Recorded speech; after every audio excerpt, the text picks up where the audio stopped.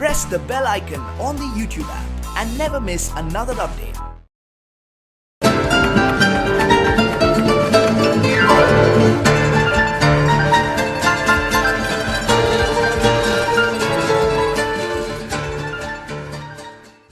Hi friends, నా పేరు చందు. మీరు చూస్తున్నారా?